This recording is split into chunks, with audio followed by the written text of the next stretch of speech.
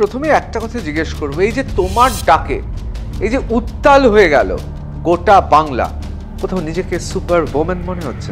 রাতকে কোথাও যেভাবে ক্যারেক্টার সার্টিফিকেট হিসাবে দেখে নেওয়া হয়, এই মানসিকতাটা কোথাও নস্যাৎ করা দরকার। একটা ফেসবুক পোস্ট যে এত শক্তিশালী হতে পারে, পশ্চিমবাংলায় অনেকে এই প্রথম তারা বুঝতে পারলেন। পোস্ট করাটার বিষয় কোথাও সেই রাগের জায়গা থেকে যে কোনো নির্যাতনের ঘটনা হোক, সেইটা সবসময় আমার দোষে কেন ঘটছে সেটা বারবার শুনতে হয়। এই ফেসবুক পোস্টটা তৈরি করাটা মাথায় এলো কি করে? চাঁদকে কোথাও কাস্তে ভেবে নেওয়া হয়েছে, কিন্তু আমাদের কাছে সেটা চাঁদকে ধরা একটি হাত, এবং আমরা সেভাবেই জিনিসটা রিপ্রেজেন্ট করেছি। এই পোস্টারটা কি নিজের তৈরি করা? এই পোস্টার আরও যারা বন্ধুরা সেই দিন আসতে চেয়েছিলেন, সেই রাতে আসতে চেয়েছিলেন, তাদেরই তৈরি করা। এই মুহূর্তে কলকাতার সবচেয়ে বড় আতেল রিমঝিম সিনহা। যে ধরনের নর্মস ভ্যালুজ তোমার জন্য বেঁধে দেওয়া আছে সোসাইটি থেকে, সেটার থেকে বেরিয়ে তুমি কিছু করলেই তুমি মোটামুটি নষ্ট নারীর জায়গায় পৌঁছে যাচ্ছ। নবান্ন অভিযানকে সমর্থন করেছিলেন? একদমই নয়। তাহলে কি আপনি তৃণমূল সরকারকে মদত দিচ্ছেন? সারা ভারতবর্ষে যতগুলি কেস উঠে আসছে, সেখান থেকে বোধহয় প্রধানমন্ত্রীরও পদত্যাগ চাওয়া উচিত। ভগবান বিশ্বাস করো? ব্যক্তিগতভাবে করি না। আমরা দেখলাম শেখ হাসিনার সরকার জানুয়ারি মাসে বিপুল ভোটে জিতে এলো, কিন্তু লোকে ভোটে নয় হেঁটে সরকারটা ফেলে দিল। মমতা বন্দ্যোপাধ্যায়ের সরকার হেঁটে ফেলে দেওয়া যাবে? বিপ্লব যদি শুধু বদল হিসেবে দেখি, তাহলে হয়তো সেটার একটা বদলের পদক্ষেপ। বেশিরভাগ যারা নারীবাদের কথা বলেন, যেসব মহিলারা, তারা আমরা দেখি যে তাদের ইংরেজিতে বলে বয়কাট চুল, অর্থাৎ ছেলেদের মতো চুল থাকে। তারা বড় চুল কেটে ফেলে কেন? যে কারণে হয়তো মহিলা হওয়া কোথাও গালাগালি হয়ে ওঠে। দেশে ভারতীয় জনতা পার্টি আর রাজ্যে তৃণমূল, বেশি ক্ষতি আপনার দৃষ্টিভঙ্গিতে কোনটা, কিসে? বিজেপির বিষয়টা আরো বেশি খতরনাক। তাহলে দরকার হলে রিমঝিম সিনহা সমাজ পরিবর্তনের জন্য দরকার হলে সংসদীয় রাজনীতিতে নামবে, ভোটে দাঁড়াবে। যদি সাধারণ মানুষ এটা মনে করেন যে সংসদে যাওয়াটা জরুরি, তাহলে হয়তো সংসদে যাব। ধরো তোমাকে এই অসাধারণ সাক্ষাৎকারের জন্য আমরা বললাম তোমাকে 2টো ক্র্যাশ কোর্সের অফার দিলাম, যে কিভাবে নখে নেল পালিশ পরবে, দ্বিতীয়টা হচ্ছে কি করে AK-47 চালাবে। কোন ক্র্যাশ কোর্সটা নেবে? এই মুহূর্তে দাঁড়িয়ে বোধহয় নেল পলিশটাই চুজ করব। Gauri Devi Institute of Medical Sciences and Hospital, GT Road, Rajpath, Durgapur. Best place to study. For contact us, call 7797662222 9775696237. শুরু করছি R+ নিউজ রুম। আমি ঋতব্রত ভট্টাচার্য, আর আমার সঙ্গে R+ নিউজ রুমে রয়েছেন আমার সতীর্থরা। আজকে R+ নিউজ রুমে অতিথিকে জানেন? এই মুহূর্তে বলা যেতে পারে 2 দশকে এই প্রথম মানুষ দেখল 15ই আগস্ট অর্থাৎ স্বাধীনতা দিবসের ঠিক আগে গভীর রাত্রে 14ই আগস্টের একেবারে শেষ মুহূর্তে এই সন্ধিক্ষণে গোটা বাংলা, গোটা দেশ, এমনকি বিদেশেও অনাবাসী ভারতীয়রা জ্বলে উঠলেন। কারটাকে জানেন? রিমঝিম সিনহা। তিনি আজকে আমাদের R+ নিউজ রুমে। রিমঝিম, প্রথমে R+ নিউজ রুমে তোমাকে স্বাগত। তোমাকে প্রথমে একটা কথা জিজ্ঞেস করবো, এই যে তোমার ডাকে এই যে উত্তাল হয়ে গেল গোটা বাংলা, কলকাতা শহর তো বটেই, নিশ্চয়ই ব্যক্তি হিসেবে কোথাও একটা মনে হচ্ছে একটা কাজের কাজ করেছো। আবার আমরা জানি আরজি করের মতো ঘটনা, যে কোনো সংবেদনশীল মানুষ খুশি হলেও এখন খুশি হতে পারছে না এই নির্মম ঘটনা। আমি সেই জন্য ব্যক্তিগতভাবে আমি জানি নিশ্চয়ই কেউ খুশি নই, আমরা কেউই খুশি নই, কিন্তু কোথাও তো একটা মনে হচ্ছে যে একটা ডাকে যেই কেউ কাঁপতো না, সেখানে গোটা বিশ্ব কেঁপে গেল, বঙ্গবাসী কেঁপে গেল। কোথাও নিজেকে সুপার ওম্যান মনে হচ্ছে?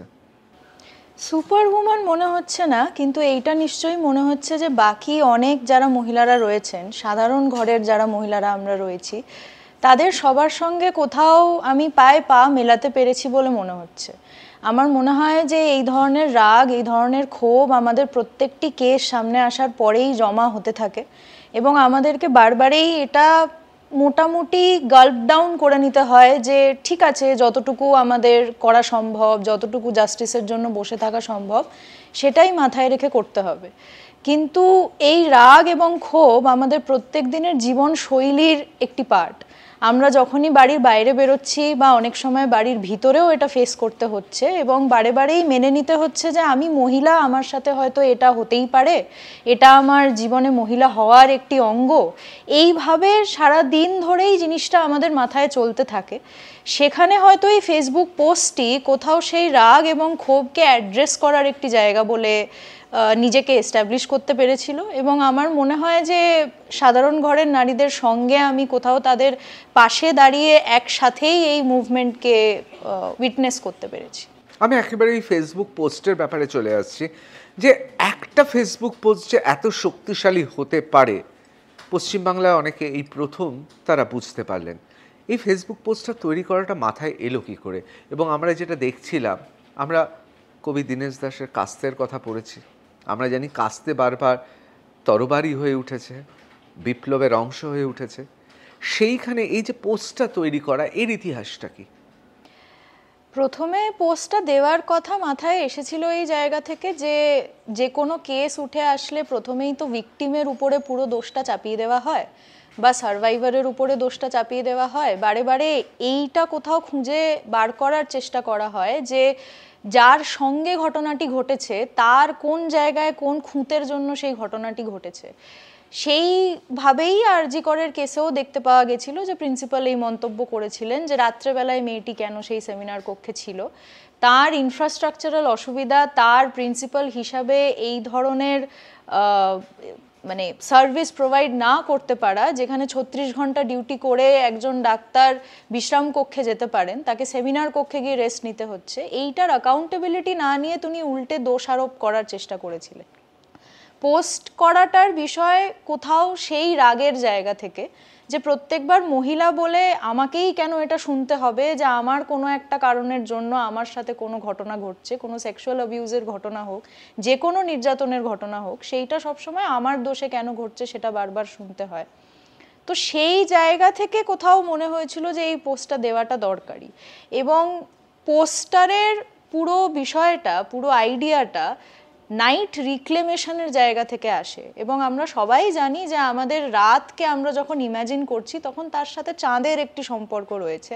আমরা চাঁদ ছুঁয়ে ফেলবো বা আমরা যখন ভালোবাসার কথা বলি to the moon and back, এই কথাটা বলি, তো তাহলে সেই চাঁদকে ছুঁয়ে ফেলার হাত কোথাও আমরা রেখেছিলাম।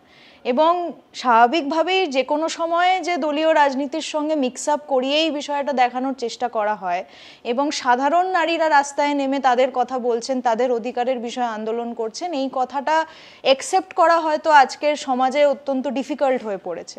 তার কারণেই হয়তো সেই চাঁদকে কোথাও কাস্তে ভেবে নেওয়া হয়েছে, কিন্তু আমাদের কাছে সেটা চাঁদকে ধরা একটি হাত এবং আমরা সেভাবেই জিনিসটা রিপ্রেজেন্ট করেছিলাম। এই পোস্টারটা কি নিজের তৈরি করা? এই পোস্টার আরও যারা বন্ধুরা সেই দিন আসতে চেয়েছিলেন, সেই রাতে আসতে চেয়েছিলেন, তাদেরই তৈরি করা। বন্ধু না বান্ধবীরা? বান্ধবীরা। কোনো বন্ধু ছিল কি সেই পোস্টারে? বন্ধুরাও এসেছিল যারা যারা আসতে চেয়েছিল সেখানে, কিন্তু এই পোস্টার বা এই ধরনের পোস্ট বা এই ধরনের যে কোনো কর্মসূচির মূল যে উদ্যোক্তারা তারা সবাই বান্ধবী। বান্ধবী। আমি এই বিষয়ে তো আসছি, আমি এই বিষয়ে অবশ্যই আলোচনা করতে হবে, কিন্তু তার আগে আমি বলবো যে এই যে পোস্টটা করার পর ভেবেছিলে, মানে কখন ঠিক বুঝতে পারলে যে এটা মোটামুটি সর্বজনীন হতে চলেছে, অর্থাৎ যে ধ্বনি দেওয়া হয়েছে তার প্রতিধ্বনিটা আরও আরও আরও অনেক বড়, এটা কখন বুঝতে পারলে? পোস্টটা পড়েছিল 10 তারিখ রাত্রেবেলায় এবং আমার মনে হয়েছিল যে হয়তো আমার বন্ধু বান্ধব যারা রয়েছেন, যারা আমাকে পার্সোনালি চেনেন, পরিচিত, এবং Jadavpur 8B bus stand access করেন, যেহেতু আমি ভেবেছিলাম ওই জায়গাতেই জড়ো হব, তারা হয়তো আসবেন। কিন্তু 11ই অগস্ট থেকেই আমি প্রায় বোঝার চেষ্টা করতে পারি যে আমাদের কাছে যত ফোন আসছে। এটা কি 11ই অগস্ট সকালবেলা থেকেই বুঝতে পারছিলে? হ্যাঁ, যত যে মধ্যরাত্রে একটা বিপ্লব হয়ে গেছে। বিপ্লব হয়ে গেছে কি সেটা হয়তো এক্ষুনি বলা মুশকিল, কিন্তু সেটার যে একটি পদক্ষেপের দিকে জনসাধারণ নিজের মত জানিয়েছেন সেইটা একভাবে বোঝা যাচ্ছিল। ভালো লেগেছিল বিপ্লব যদি শুধু বদল হিসেবে দেখি তাহলে হয়তো সেটার একটা বদলের রিমঝিম আমরা বিপ্লব নিয়ে আলোচনা করব, একদম বিপ্লব নিয়েই আলোচনা করব, কিন্তু সেই দিন সকালবেলাটা কি ভালো লেগেছিল? মনে হয়েছিল যে কোথাও একটা এমন কাজ করলাম যে কাজটায় বহু মানুষ, বহু স্বর শোনা যাচ্ছে? ভালো লেগেছিল বলতে এইটা ভেবে ভালো লাগছিল যে এত মানুষ নিজের বাড়ি থেকে বেরিয়ে এসে নিজের কথাগুলো বলতে চাইছেন, সেই অ্যাসপেক্ট থেকে দেখলে নিশ্চয়ই ভালো লেগেছিল যে তারা কানেক্ট করতে চাইছেন। যারা কলকাতায় আসতে পারবেন না এরকম ভাবছিলেন, তারাও তাদের গ্রামে বেরিয়ে এসে বিষয়টা করতে চেয়েছেন। এবং এরকম বহু মহিলার সঙ্গে কথা হয়েছে যারা বলেছেন যে 11টার সময় হয়তো তাদের ট্রান্সপোর্ট পেতে অসুবিধা হবে, কিন্তু তারা রাত দখলের আন্দোলনে পার্টিসিপেট করতে চান এবং তার কারণে তারা 9টা থেকে 11টা বাইরে থাকবেন। কিন্তু কোথাও মহিলারা এটা মানে রেজোনেট করেছিলেন যে তারা এই কলের সঙ্গে সহমত। তারা মনে করেন যে রাত কোনো একটি স্পেসিফিক জেন্ডারের জন্য রিজার্ভ থাকার কথা নয়, তো সেটার কারণে নিশ্চয়ই ভালো লেগেছিল। মার্কিন যুক্তরাষ্ট্র বা আমি ইউরোপের কথা বলবো, রাত দখলের লড়াই, রাত দখলের ডাক বারবার ধ্বনিত হয়েছে। 1975 সালে হয়েছে, 1977 সালে হয়েছে, বারবার হয়েছে। কোথাও কি সেই সমস্ত ডাকগুলোই অনুপ্রেরণা জুটিয়েছে? সেই ডাক অবশ্যই অনুপ্রেরণা দিয়েছে। দিল্লির পিঞ্জরাতোড় আন্দোলন একভাবে অনুপ্রেরণা দিয়েছে। এবং 2019 সালে যখন প্রিয়াঙ্কা রেড্ডির ঘটনাটি ঘটে, হায়দ্রাবাদে যখন একটি কেস আসে, তখনও একই ধরনের একটি ডাক দেওয়ার চেষ্টা করেছিলাম আমি এবং আমার বান্ধবীরা, যেটাও যাদবপুর 8B বাস স্ট্যান্ডেই আমরা দিয়েছিলাম এবং প্রায় 70 থেকে 100 জন মানুষ সেখানে পা মিলিয়েছিলেন। আমরা একটি ছোট মিছিল করেছিলাম, সারা রাত ধরে স্ক্রিনিং করেছিলাম, আমরা ইন্ডিয়াস ডটার দেখেছিলাম, যেটা নির্ভয়া রেপ কেসের উপরে একটি ডকুমেন্টারি। তো সেই বিষয়টা সবসময় মাথায় থেকেছে যে রাতকে কোথাও যেভাবে ক্যারেক্টার সার্টিফিকেট হিসাবে দেখে নেওয়া হয়, এই মানসিকতাটা কোথাও নস্যাৎ করা দরকার। তাই বারে বারেই এই ধরনের মুভমেন্ট বা এই ধরনের আন্দোলনের পার্সপেক্টিভ আমাকে অত্যন্ত ইন্সপায়ার করে। না, এটা সত্যি তো আমরা কয়েক দশকেই প্রথম দেখলাম এবং বাংলার ইতিহাসে লেখা থাকবে যে রাতটা সত্যি সত্যি দখল করেছিলেন অর্ধেক আকাশ জুড়ে তুমি যে নারী তারাই। এটা তো একটা ঐতিহাসিক ঘটনা। আমার ক্ষুদ্র সাংবাদিক জীবনে আমি এরকম ঘটনা দেখিনি, অন্যান্য বর্ষিয়ান সাংবাদিক তারাও দেখেননি। এটা তো একটা বৈপ্লবিক পরিবর্তন। কোথাও কি মনে হচ্ছে যে অনেক সময় অনেকে বলেন যে বিশেষ করে যারা একটু বামপন্থী বা অতি বামপন্থী তারা তো ব্যক্তি পুজোয় বিশ্বাস করে না, কিন্তু কি আশ্চর্য, লেনিনই তো বলেছেন এক জায়গায় যে কখনো কখনো একজন ব্যক্তি সমাজের কোনো এক ঘটনায় এমন একটা ভূমিকায় অবতীর্ণ হয় সেটা ঐতিহাসিক হয়ে যায়। রিমঝিম সিনহা কি মনে করে একটা ঐতিহাসিক দায়িত্ব সে পালন করেছে? আমি প্রথম প্রশ্নেও যেটা বললাম যে ঐতিহাসিক দায়িত্ব হয়তো আমরা সবাই সাধারণ নারীরা এই মুহূর্তে পালন করছি। আমি কোনো আন্দোলনের মুখ হিসেবে নিজেকে দেখছি না, কারণ আসলে পূজনীয় যেই হয়ে যায় কেউ, তখন তাকে আমরা উইদাউট এনি ক্রিটিসিজম অ্যাকসেপ্ট করা শুরু করে দিই, তাকে মোটামুটি ভগবানের জায়গায় বসিয়ে ফেলি এবং এটা মনে করি যে তার মানে সে মানুষ নয় আর কি, তার দ্বারা কোনো ভুল হতে পারে না। কিন্তু আমি কখনোই এটা মনে করি না যে এই আন্দোলনের একমাত্র মুখ আমি, বা এই আন্দোলনের প্রথম ফেসবুক পোস্টটি আমার তরফ থেকে আমার প্রোফাইল থেকে গেছিল বলেই এই আন্দোলনের মধ্যে পূজনীয় কোনো অবস্থানে আমি থাকবো। মানে তুমি ভগবান হতে চাও না? একদমই নয়, কারণ ভগবান হলে আসলে পরবর্তী মানুষেরা ডিসকাশনের কোনো স্পেস খুঁজে পান না। আমি ভগবান মানে আমি যা বলবো সেইটাই সঠিক, সেই রকম একটি জায়গায় পৌঁছে যাওয়া হবে, যেটা আমি একদমই হতে চাই না। ভগবানে বিশ্বাস করো? ব্যক্তিগতভাবে করি না। কিন্তু কোথাও কি মনে হয় যে সমাজে বিভিন্ন সময় ত্রাতার ভূমিকায় অবতীর্ণ হওয়ার জন্য প্রায় দেবীত্ব যদি আরোপিত না হয় তাহলে মানুষের বিশ্বাস, মানুষের ভক্তি কিছুটা হলেও কম হয়ে যায়? সেটা আসলে খুব আনফরচুনেট বিষয়, কারণ মহিলা হয়ে আমি শুনেছি যে নয় আমরা সম্পত্তি হিসেবে কোথাও পর্যবেসিত হই, নয় আমরা দেবী হিসেবে পর্যবেসিত হই। যে সমাজে আমরা থাকি, যেখানে এতগুলি সেক্সুয়াল ভায়োলেন্সের ঘটনা ঘটছে মহিলাদের উপরে, সেই সমাজেই আসলে দুর্গাপুজোও এক্সিস্ট করে, সেই সমাজে তারামাও এক্সিস্ট করেন, সেই সমাজে বজরং দলের যে বিষয়গুলো সেগুলোও এক্সিস্ট করে। তো সাইড বাই সাইড আমাদেরকে ইদার এত বড় একটা পেডেস্টালে বসানো হচ্ছে যেখানে মানে তুমি কোনো ধরনের ভুল করতে পারো না এবং তুমি অত্যন্ত পূজনীয়, বা তোমাকে সম্পত্তি করে রাখা হচ্ছে যেখানে তুমি যা করছো সেই প্রত্যেকটাই সার্ভেলেন্সের মধ্যে থাকবে এবং তার হিসেবেই কালচার ডিফাইন হবে। মানে তুমি মোটামুটি কালচারের ধ্বজাধারী একজন মানুষ এবং তুমি কোনো ধরনের ভুল করে ফেললে বা মোটামুটি যে ধরনের নর্মস ভ্যালুজ তোমার জন্য বেঁধে দেওয়া আছে সোসাইটি থেকে, সেটার থেকে বেরিয়ে তুমি কিছু করলেই তুমি মোটামুটি নষ্ট নারীর জায়গায় পৌঁছে যাচ্ছ। তো আমার মনে হয় যে এই চিন্তাভাবনা থেকে বেরিয়ে কোথাও নারী যে আসলে সাধারণ মানুষ, এই ভাবনাটায় আসাটাও দরকারি। তার জীবন, তার অ্যাসপিরেশন, তার নিজস্বতাকে কোথাও আমাদের রিয়েলাইজ করাটা দরকারি, রেকগনাইজ করাটা দরকারি। তাকে নয় পেডেস্টাল নয় অবজেক্ট, এই দুটো স্পেসের মধ্যে না রেখে এই বাইনারি থেকে বেরিয়ে তার কোথাও সাবজেক্টিভলি তাকে অ্যাপ্রোচ করা খুব দরকারি বলে মনে হয়। কিন্তু এই পিতৃতান্ত্রিক সমাজে শুধুমাত্র কি কাজ করে পুরুষরা? কারণ এই পিতৃতান্ত্রিক সমাজে মহিলারাই তো মহিলাদের অনেক সময় বড় শত্রু হয়ে যায়। অবশ্যই, কারণ পিতৃতান্ত্রিকতা আসলে মানসিকতা, সেটা তো এরকম কোনো বিষয় নয় যে শুধু পুরুষদের উপরেই সেটা তৈরি করা হয় বা পুরুষদেরকে নিয়েই সেটা তৈরি করা হয়। আমরা পরিবারের যে ধরনের কালচার দেখি, যে ধরনের প্র্যাকটিস দেখি, সেইখানেও পিতৃতান্ত্রিক নানান মানসিকতা থাকে। যখন আমরা এটা দেখতে পাই যে আমাদের মায়েরা সবাইকে খাবার দেওয়ার পরে নিজের জন্য যতটুকু বেঁচে থাকে ততটুকুই তারা নেন, তারাও পিতৃতান্ত্রিক কালচারের মধ্যেই পার্টিসিপেট করে সেটা নেন। তারা যখন মনে করেন যে বাড়িতে যারা পুরুষ রয়েছেন তাদেরকে সবার আগে খাবার দেওয়া দরকারি, তখনও তারা পিতৃতান্ত্রিক মানসিকতায় পার্ট নেন। বা এই ধরনের যে রুমারগুলো ছড়ানো হয়, শাশুড়ি বৌমার মধ্যে যে ধরনের সিরিয়াল আমরা দেখতে পাই, যে ধরনের সিনেমা আমরা দেখতে পাই, সিরিয়ালের মধ্যে বারবার এটা দেখানো হয় যে শাশুড়ি এবং বৌমা কোনোদিনই নাকি বন্ধুত্বের সম্পর্কে থাকতে পারবেন না, সেইখানেও পিতৃতান্ত্রিকতা কাজ করে। কারণ এই পিতৃতান্ত্রিক মানসিকতাই আসলে বোঝায় যে মহিলা এবং মহিলা দুজনের বন্ধু হতে পারেন না। এবং এটা শুধুমাত্র যে মহিলাদের উপরেই এফেক্ট পড়ছে তাও নয়, মানে পুরুষরা কাঁদতে পারবেন না তাহলে তাদের পৌরুষত্ব কমে যাবে, এটাও পিতৃতান্ত্রিক মানসিকতার ফল। তারা কখনো মানে শাড়ির কথা ভাবতে পারবেন না, তারা কখনো মেকআপ নিয়ে আলোচনা করতে পারবেন না, এটাও পিতৃতান্ত্রিক মানসিকতার ফল। তো আমার মনে হয় যেরকম পিতৃতান্ত্রিক মানসিকতা পুরুষ এবং নারী দুজনের মস্তিষ্কেও থাকে, সেরকম তাদের ব্যবহারেও থাকে, এবং এর মধ্যে এই মানসিকতা সরানোর জন্য দুজনকে একসাথেই কাজ করা অত্যন্ত জরুরি। তাহলে এটা কি স্পষ্ট যে এই পিতৃতান্ত্রিক যে সমাজ ব্যবস্থা রয়েছে তাতে নারীও হয়ে উঠতে পারে পিতৃতান্ত্রিক সমাজ ব্যবস্থার হাতিয়ার? অবশ্যই হয়ে উঠতে পারে। সে যদি এটা বিশ্বাস করে যে পিতৃতান্ত্রিক মানসিকতার মতন নারীকে যেভাবে হয়ে উঠতে হবে, সে যদি নিজেকে সেভাবে তৈরি করে, বা সে যদি মনে করে যে নারী পিতৃতান্ত্রিক নর্মস এবং ভ্যালিউজ ফলো করছে না সেই আসলে নষ্ট নারী, তাহলে সেও পিতৃতান্ত্রিক মানসিকতার ধারক বাহক হয়ে উঠছে। অবশ্যই। এবার একটু হালকা চালে প্রশ্ন করছি। তুমি বললে হ্যাঁ এটা তো ঠিক কথা, পুরুষ কেন কাঁদতে পারবে না, পুরুষেরও তো কান্না আসতে পারে।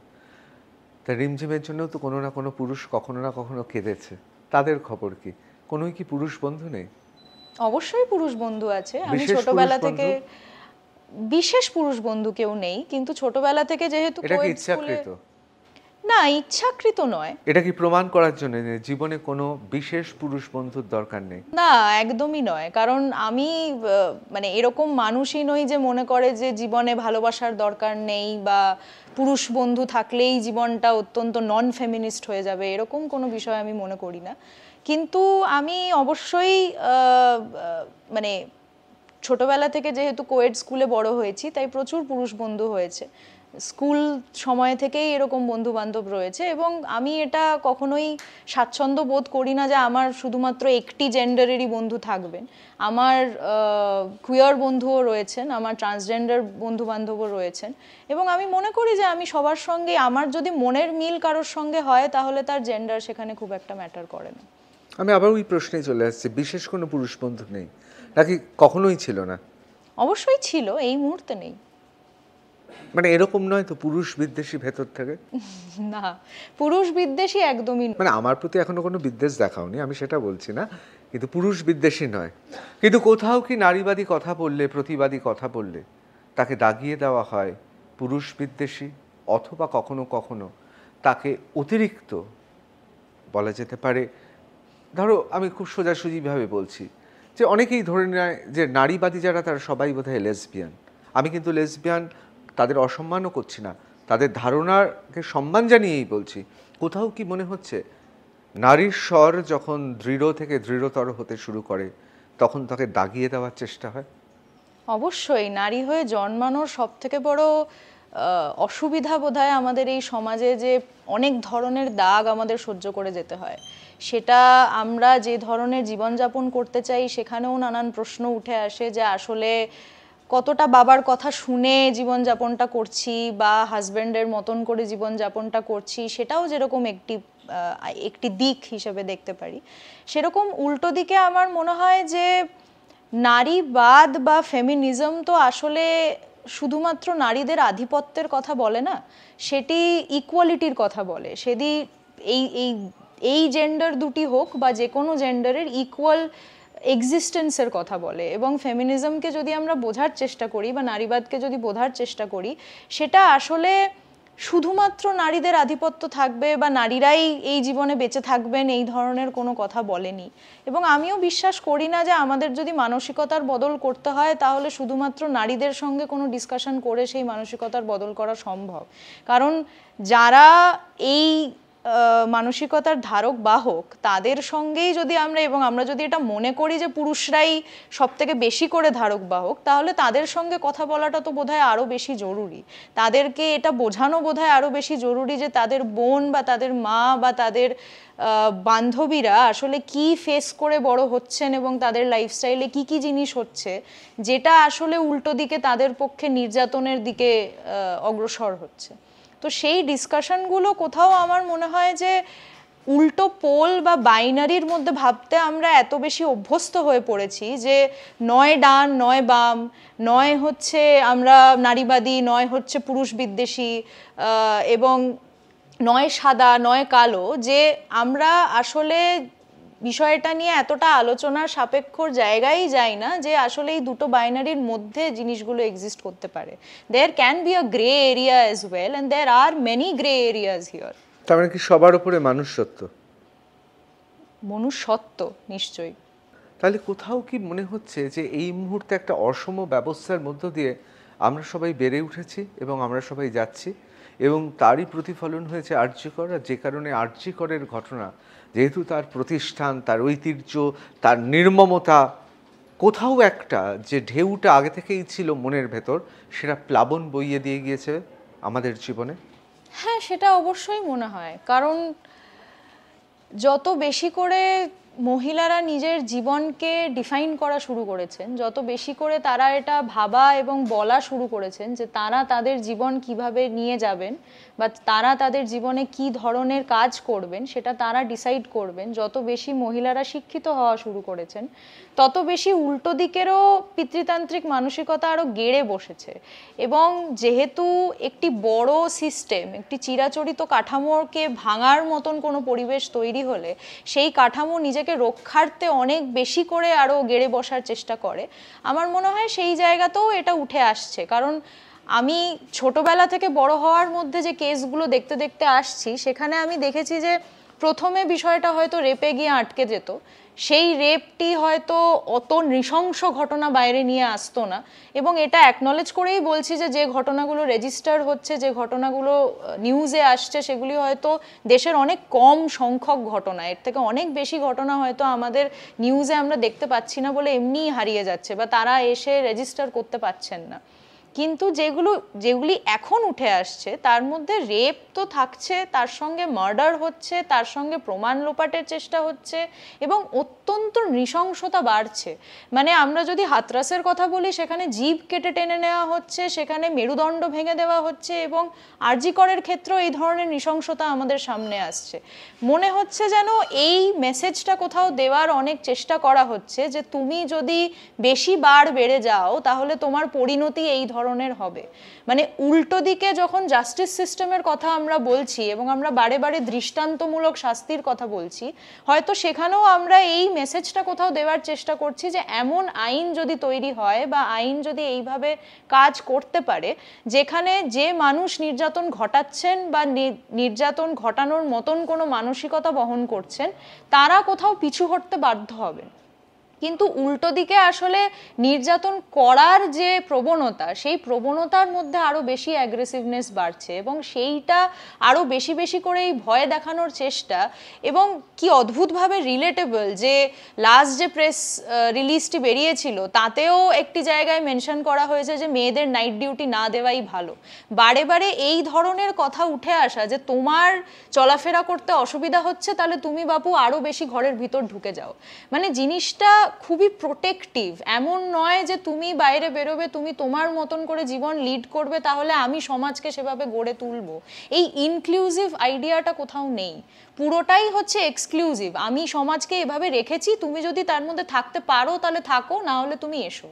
এই ব্যবহারটাই বারে বারে ফেস করে করে যেতে হচ্ছে। এই যে নারী স্বাধীনতা এবং তার সঙ্গে সঙ্গে একজন নারী স্বতন্ত্রভাবে এই সমাজে রয়েছেন, ধরো কলকাতা শহরে রয়েছেন, তুমি যেহেতু যাদবপুর থেকে, আমি তাই যাদবপুর সংলগ্ন অঞ্চল কি করে বুঝবো? মানে ছেলেরা রাত্রেবেলায় রবীন্দ্র সরোবরে ধরে নিলাম তারা গাঁজা খাচ্ছে অন্ধকারে বসে। এই শহরে নারী স্বাধীনতার ইন্ডেক্সটা তখনই ঠিক হবে একটা মহিলাও নিজের ইচ্ছেতে গিয়ে একটা অন্ধকার জায়গায় বসে সে গাঁজা খেতে পারবে। এটা কি ইন্ডেক্স? মানে ইন্ডেক্সটা তোমরা কি ভাবো? ইন্ডেক্স মনে হয় উল্টো দিকে কোথাও। ইন্ডেক্স মনে হয় যেরকম আমি আগেও বলছিলাম যে বারে বারে এই দুটো বাইনারির মধ্যে ফেলে দেওয়ার চেষ্টা করা হয়, সেই বাইনারি থেকে বেরিয়ে এসে আসলে আন্দোলন বা নারীদের সঙ্গে যদি এই কথোপকথনে যাওয়া যায় তাহলে তারাই খুব ভালো করে বলতে পারবেন যে আসলে নারী স্বাধীনতা বলতে তারা কি বোঝেন। নিজে নারী হয়ে যদি খানিকটা বলতে পারি তাহলে প্রথম যে কথাটুকু, মানে সিগারেটের কথা যেহেতু তুমি তুললে বা গাঁজা খাওয়ার কথা যেহেতু তুমি তুললে, যদি গাঁজা খাওয়া বা সিগারেট খাওয়া আমাদের মনে হয় যে হানিকারক আমাদের শরীরের জন্য, তাহলে যতটা আমরা নারীদেরকে বলছি ততটা আমরা পুরুষদেরকেও বলবো। কিন্তু আমাদের নজরে হয়তো কোথাও নারীদের সিগারেট খাওয়াটা অনেক বেশি চক্ষুশূল হয়ে যায় যতটা না একজন পুরুষের সিগারেট খাওয়াটা হয়। কিন্তু আমরা হয়তো ফোকাসটা ভুল জায়গায় করছি। যদি সিগারেট খাওয়াটাই ভুল হয় তাহলে তো পুরুষ অবশ্যই সিগারেট বা তামাক ক্ষতি শুধু করে না, শুধুমাত্র ক্যান্সার নয়, 99 রকম অসুখ এবং মারাত্মকভাবে শেষ করে দেয়। সুতরাং একে কোনোভাবেই কিন্তু আমরা একে উৎসাহ দিচ্ছি না। আমি শুধু আলোচনার জন্য এই কারণে সিগারেটটা নিয়ে এলাম। ওপার বাংলাদেশে যে একটা বিরাট পরিবর্তন হলো, পট পরিবর্তনে, সেখানে একজনকে বাঘিনী হিসেবে চিহ্নিত করা হলো। আবার সমাজই ফেসবুকে তার ধূমপানরত অবস্থায় তার ছবি ভাইরাল হয়ে গেল। আমি এই কারণে ধূমপানের কথাটা বলছি যে একজন বিপ্লবী, আমি ধরো চেয়ের কথা বলছি, চেয়ে চুরুট খাচ্ছে, মানুষ সেটাকে ট্যাটুও করছে, মানুষ সেটা অত্যন্ত আনন্দের সঙ্গে বাড়িতে সাজিয়ে রাখছে। কিন্তু একজন মেয়ে বাংলাদেশে যাকে বাঘিনী বলা হচ্ছে, তার ফেসবুকে ভাইরাল হয়ে গেল যে সিগারেট খাচ্ছে এবং এমন একটা বিষয়ে চলে এলো যে এই সিগারেট খাওয়া মানে তার চরিত্র নিয়ে প্রশ্ন উঠল। অথচ এরকম আমি অনেককে জানি, ফিদেল ক্রাস্ট্রো থেকে উইনস্টন চার্চিল থেকে শুরু করে চেয়ে, যাদের চুরুট খাওয়াটাই একটা বিরাট রোমান্টিক ব্যাপার সেই ছবিটা। তার মানে কোথাও এইটাই একটা কারণ হয়ে দাঁড়াচ্ছে যে মানুষের মনে যে শাশ্বত চিরায়ত নারীর যে চরিত্র, তার বাইরে যেতে পারছি না এবং তাকে আরোপিত দেবী করা হচ্ছে বলে, এবং একই সঙ্গে ভোগের যন্ত্র হিসেবে ব্যবহার করা হচ্ছে। এটাই তো। তুমি যদি দেখো আমাদের ফিল্ম ফ্র্যাটার্নিটির যারা মহিলারা রয়েছেন, যেহেতু তুমি এইভাবে প্রশ্নটা করছো তাই এই এক্সাম্পলটা দিচ্ছি আর কি, সেটা হচ্ছে যে পুরুষরা যখন কোনো রোলের জন্য কোনো ইন্টারভিউ দিতে আসেন, কোনো সিনেমার কোনো প্রমোশন হলে, তখন তাদেরকে জিজ্ঞেস করা হয় যে আপনি এই রোলের জন্য কি কি বিষয়ে করেছেন, কি কি পদক্ষেপ নিয়েছেন, কিভাবে ডায়লগ মুখস্থ করেছেন। এবং অদ্ভুতভাবে এটা আমি বহু ইন্টারভিউতে দেখেছি, যখনই সেই প্রশ্নটি অ্যাক্ট্রেসের কাছে যায় তখন তাকে জিজ্ঞেস করা হয় আপনি কি ডায়েট মেনটেন করেছিলেন, আপনি কোন ব্র্যান্ডের লিপস্টিক ব্যবহার করেছিলেন, আপনি কোন ব্র্যান্ডের জামা কাপড় পরেছিলেন।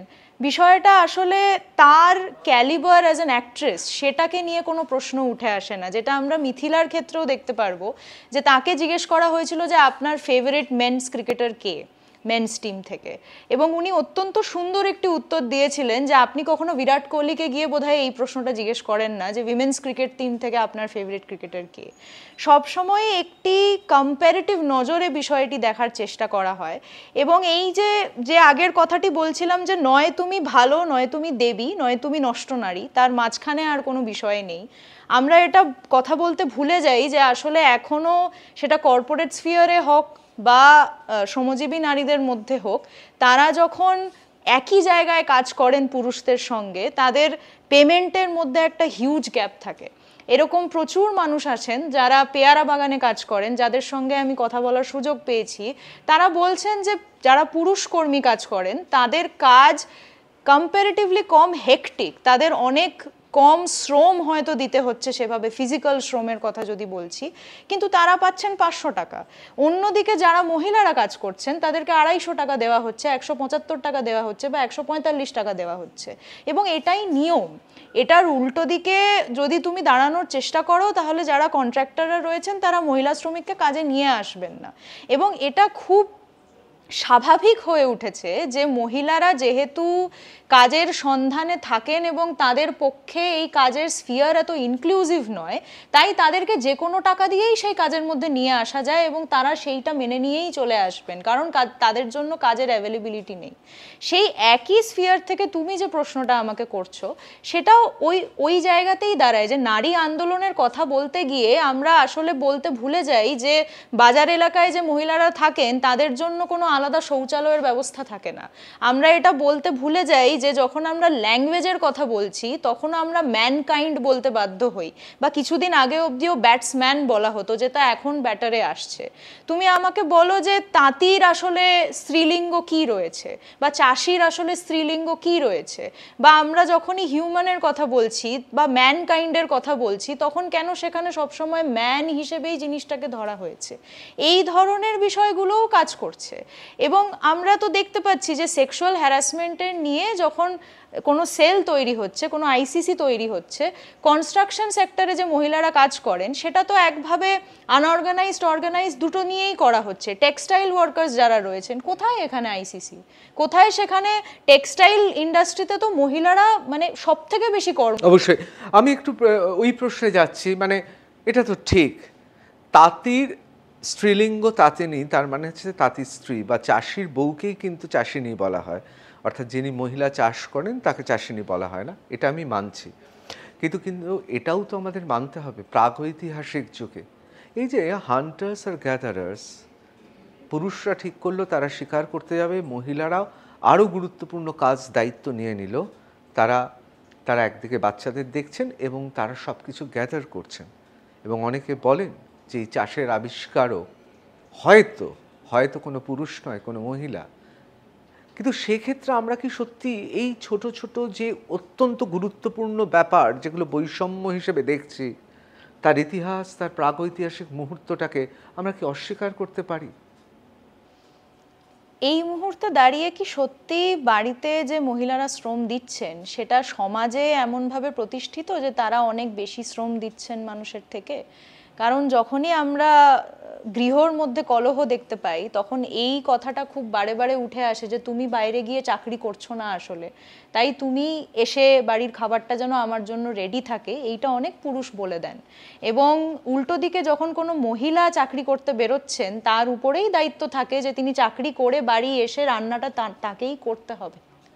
তো আমরা যে এই ডিভিশনটা করেছি সেই ডিভিশনটা এত অদ্ভুতভাবে করেছি যে প্রাগৈতিহাসিক যুগ থেকে আজ অবধি আমরা অনেক কিছু বদলাতে বদলাতে এসেছি, কিন্তু কোথাও আমরা এইটা বদলাতে পারছি না যে ঘরের মধ্যে শ্রম দুজনে মিলেই যখন একটি ঘর তৈরি করছি তখন সেই ঘরের মধ্যে শ্রম একসাথেও দেওয়া যায়। অবশ্য তাহলে কি রিমঝিম তুমি বলার চেষ্টা করছো প্রাগৈতিহাসিক মুহূর্তে যেটা ছিল জীবনের সত্য, সেই ধারণাটা এখনো পর্যন্ত ধীরে ধীরে বিভিন্নভাবে অনেক ঘটনা অনেক কিছুর মধ্য দিয়েও আজও এই এআই এর যুগে সেই প্রাগৈতিহাসিক ধারণাগুলো বদ্ধমূল ধারণা হয়ে গিয়েছে? একভাবে তো বলবো নিশ্চয়ই, মানে যদি আমরা মিনিমাম ওয়েজ ক্যালকুলেশনে দেখি তাহলে সেখানেও দেখা যাবে যে একজন পুরুষ এবং তার স্ত্রী এবং দুজন সন্তানকে ধরে মিনিমাম ওয়েজ ক্যালকুলেট করা হয়। এটা শুনে আমার নিজস্বভাবে অত্যন্ত অবাক হয়েছিলাম আমি, যে একজন পুরুষকে একটি ইউনিট ধরা হয় এবং একজন মহিলাকে 0.8 ইউনিট ধরা হয়। মানে আমরা মোটামুটি ভেবেই নিচ্ছি যে একজন মহিলার ক্যালোরি কনজাম্পশন একজন পুরুষের থেকে কমই হওয়ার কথা। তিনি একজন অ্যাডাল্ট মহিলা, সেই জায়গা থেকে আমরা বায়োলজিক্যালিও ডিসাইড করে দিচ্ছি যে তার ক্যালোরি ইনটেক পুরুষের থেকে কম হবে, যে কারণে তিনি 0.8% হিসেবে গণিত হবেন এবং একজন পুরুষ 1% হিসেবে গণিত হবেন। মুশকিল হচ্ছে যে আমাদের যে পলিসি ফ্রেমিং, সেই পলিসি ফ্রেমিংয়ের মধ্যেও এই মানসিকতা অত্যন্ত দৃঢ়ভাবে এক্সিস্ট করে, যে কারণেই উইমেন পুলিশ স্টেশন থাকলেও সেখানে অনেক মহিলারাই গিয়ে সেফ ফিল করেন না তাদের কথা বলার জন্য এবং অত্যন্ত রুড ব্যবহার তাদেরকে পেতে হয়। সেই একই জায়গায় ফিরে যাওয়া যে আসলে বিষয়টা মানসিকতার, বিষয়টা কোনো একটি জেন্ডারের। অবশ্যই, কিন্তু সঙ্গে সঙ্গে এই প্রশ্নগুলোও তো উঠবে, এয়ার হোস্টেস আর ক্যাবিন ক্রু ছেলেরা কম টাকা পায়, মেয়েরা বেশি পায়। এই প্রশ্নটাও তো উঠবে যে পুরুষ নার্স আর মহিলা নার্সের মধ্যে মহিলা নার্স কিন্তু বেশি মাইনে পান, পুরুষ নার্স কম। এই প্রশ্নটা উঠবে একজন মহিলা ডান্সার, সেটা তিনি যে কোনো ছোট ছোট জলসাতে নাচুন আর ফিল্মে আইটেম সং নাচুন, তার পারিশ্রমিক অনেক বেশি পুরুষ একই ক্যালিবারের পুরুষ ডান্সারের থেকে। এগুলোও তো ভাবতে হবে রিমঝিম। অবশ্যই ভাবতে হবে এই জায়গা থেকেও যে আসলে আমরা মহিলাদের যে সেক্সুয়ালাইজেশন করেছি নানান বিজ্ঞাপন বা নানান ফিল্ম থেকে, সেই জায়গা থেকে তো হয়তো যে জায়গাগুলোতে মহিলা ডান্সাররা রয়েছেন সেখানে এই চাহিদা অনেক বেশি যে মহিলারাই ডান্সার হয়ে আসবেন। তাহলে কি কোথাও বলছো তাহলে কমোডিটি হলে মহিলার দাম বাড়ে, আর মহিলাকে যখন মানুষ হিসেবে দেখা হয় তখন তার দাম পুরুষের থেকে কম? কমোডিটি হয়ে যদি সেটা কোনো ফায়দার জায়গায় আসে, যদি সেটা প্রফিটেবল হয়, তাহলে চেষ্টা করা হয় যে মহিলাকে যতভাবে কনভিন্স করানো যায় যে তুমি আসলেই the best commodity to replace everything else, এবং তোমাকেই প্রেজেন্ট করলে আসলে আমার জীবনের প্রত্যেকটি সাফল্যকে আমি তার মধ্যে থেকে দেখতে পাবো। ম্যাক্সিমাম অ্যাডভার্টাইজমেন্টে যার কারণে মহিলাদের রাখা হয়, এবং যে কোনো ধরনের বিষয়ে আমরা মহিলাদেরকে অনেক বেশি কাজ করতে দেখি, যে কোনো ধরনের মডেলিংয়ে আমরা মহিলাদেরকে অনেক বেশি দেখি, এবং সেটা এয়ার হোস্টেসের ক্ষেত্রেও সত্যি। তাদের যে ধরনের ইউনিফর্ম থাকে সেখানে যে কোনো ধরনের সেক্সুয়ালাইজেশনের ইঙ্গিত নেই এটা তো বলা যায় না। বা নার্স যারা থাকেন তার মধ্যে একটা খুব ইম্পর্ট্যান্ট অ্যাসপেক্ট হচ্ছে যে মহিলাদেরকেই তো ভাবা হয়েছে যে নার্চার করার জন্য মহিলারাই তৈরি হয়েছেন। একজন পুরুষের মধ্যেও যে কোনো নার্চারিং ক্যাপাবিলিটি থাকতে পারে, তিনিও যে আসলে নার্স হয়ে ঠিক একইভাবে একসঙ্গে কাজটা করতে পারেন, সেই মানসিকতা তো থাকে না। আমরা যখন কোনো পুরুষের থেকে শুনি, এবং আমি এটা একটি সিনেমাতেও দেখেছিলাম যে একজন পুরুষ নার্সের কাজ করছেন, এটা শুনে তার শ্বশুরবাড়ির লোকজন তার উপরে হাসছেন, তাহলে সেই জায়গাটাও তো কোথাও আমরা প্রপাগেট করছি, সেটাও তো আমাদের কাছে মানসিকতার কারণেই এইভাবে উঠে আসছে। Gauri Devi Institute of Medical Sciences and Hospital, GT Road, Rajpath, Durgapur. Best place to study. For contact us, call 7797662222, 9775696237. অবশ্যই। আমি এবার আরেকটা প্রশ্নে চলে যাচ্ছি, তারপরে একটু হালকা প্রশ্নে যাব।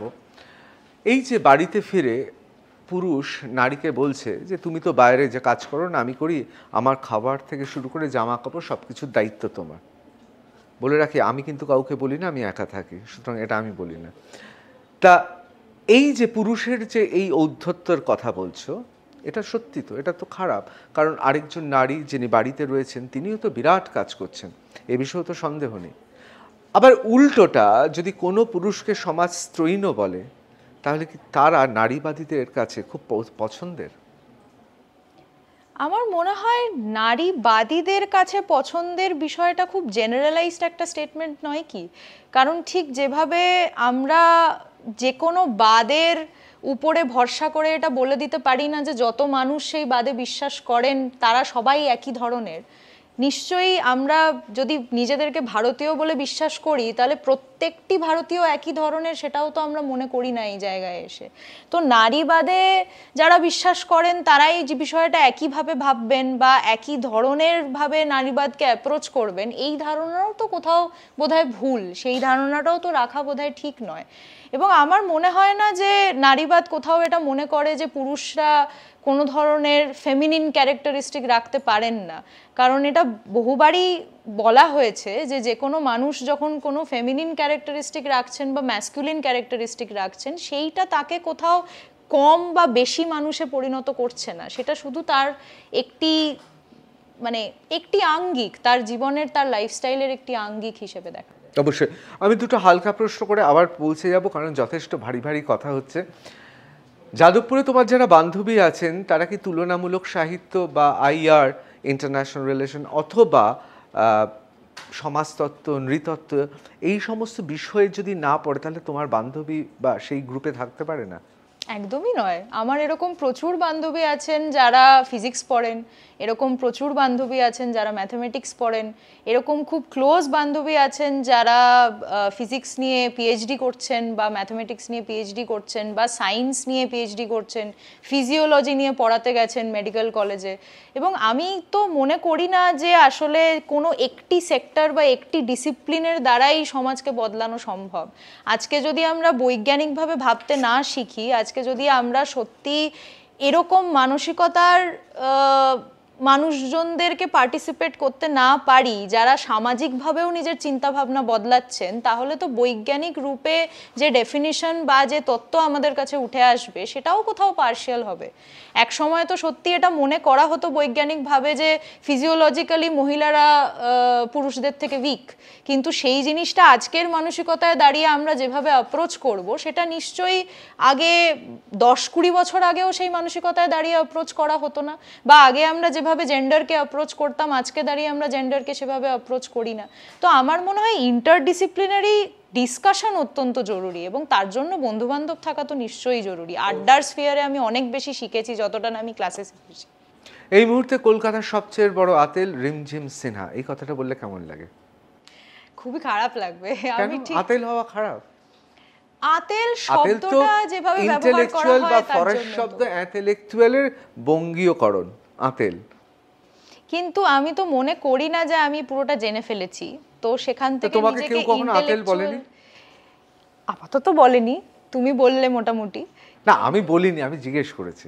আমার ওই অধ্যত্ত নেই তোমাকে ইন্টারভিউতে ডেকে এনে আমি তোমায় আতেল বলবো, কিন্তু আমি জিজ্ঞেস করি তোমায় কেউ আতেল বলেনি এখনো?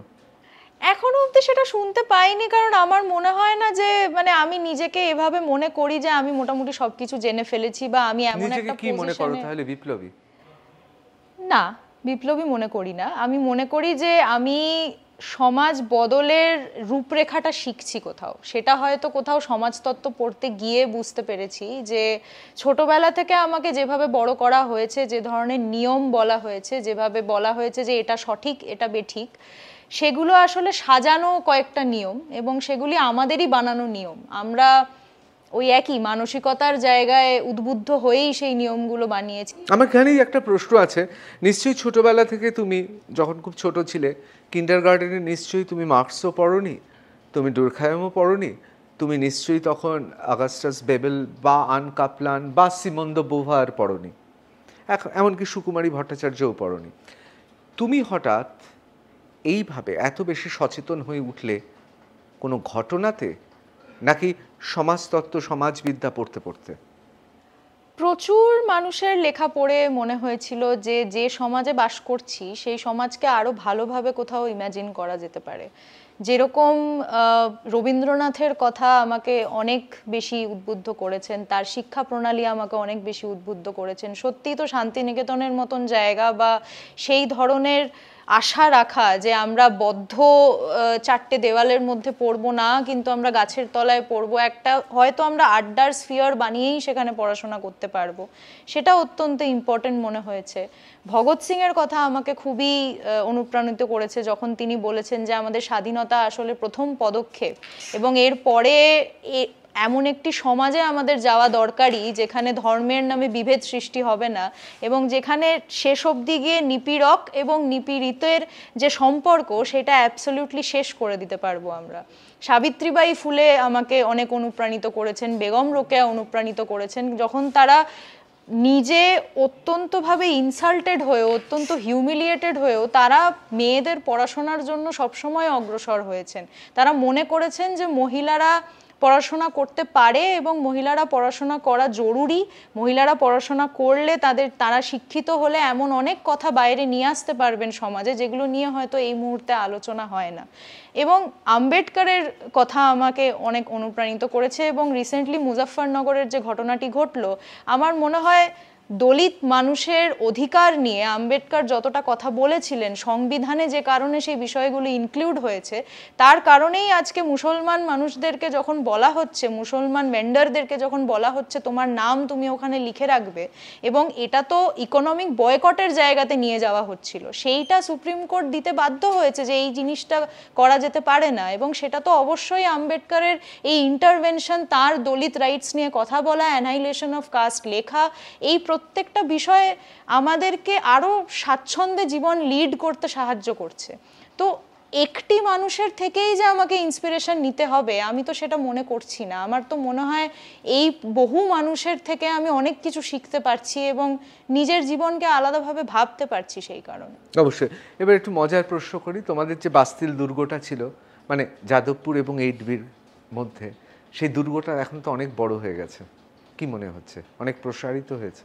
সেই দুর্গ প্রথম দিন থেকেই আই গেস খুব বড় হয়ে গেছিল, কারণ আমরা তো শুধুমাত্র যাদবপুর 8Bতে আসিনি, আমরা সেদিনও কলেজ স্ট্রিটেও ছিলাম, সেদিন একাডেমিতেও ছিলাম। তো শুধু যদি কলকাতার কথা বলা হয় তাহলেও 3টি জায়গায় জমায়েত হয়েছিল, এবং শেষ অবধি আমি যা খবর পেয়েছি সারা বাংলায় 300টি জায়গায় জমায়েত হয়েছিল। এবং আমি যাদের সঙ্গেই কথা বলতে পেরেছি তারা সবাই বলেছেন যে তারা স্বতঃস্ফূর্তভাবে বিষয়টির মধ্যে আসতে চান।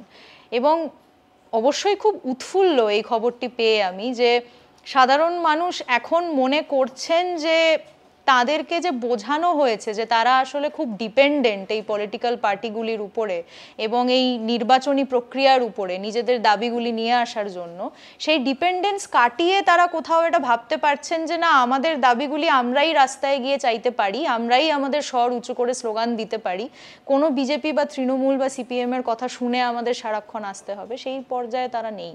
এবং এটা খুবই খুশির ব্যাপার। অসাধারণ বলে, খুব সুন্দর ভাষায় বলে।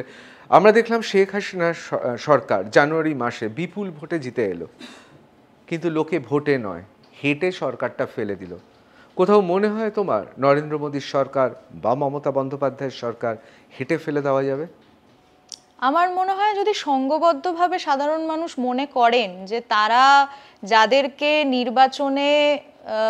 নির্বাচনের থ্রু দিয়ে এনেছেন এবং এই দায়িত্বের জায়গায় বসিয়েছেন, তারা তাদের অধিকার এবং তাদের ঠিকভাবে জীবন বাঁচার যে স্বপ্ন তাকে আস্তে আস্তে বরবাদ করছেন, তাহলে তারা সেটা ডিসাইড করে নিতে পারবেন যে তারা এই মানুষগুলিকে ওই একই রেসপন্সিবিলিটির জায়গায় দেখতে চাইছেন কি চাইছেন না। যখন ভোট হবে সেটা নিশ্চয়ই, যে প্রক্রিয়ায় ইলেকশন হয়, যে প্রক্রিয়ায় নির্বাচন হয়, সেই জায়গা থেকে মানুষরা তাদের মতামত রাখবেন এবং তারা সেইভাবেই বিষয়টা দেখবেন। দেখো, এবার যে প্রশ্নটা করবো খুব হালকা ছলে, মজার ছলে করছি, যদিও বিষয়টা মজার নয়, নিশ্চয়ই তোমার জীবনে এটা খুব ব্যক্তিত্ব এবং খুব গুরুত্বপূর্ণ একটা বিষয়।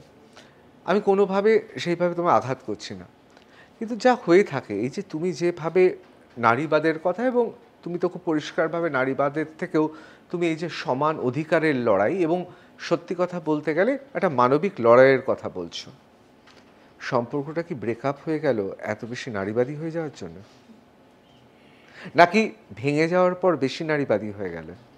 দুটোর মধ্যে কোনোটাই নয়, কারণ আমার মনে হয় যে যদি সম্পর্কের কথা খুব ভালোভাবে ভাবতে হয়, আমি এরকম একজন মানুষ যে বন্ধুত্বকেও মানসিকতা দিয়েই ভাবতে শিখেছি।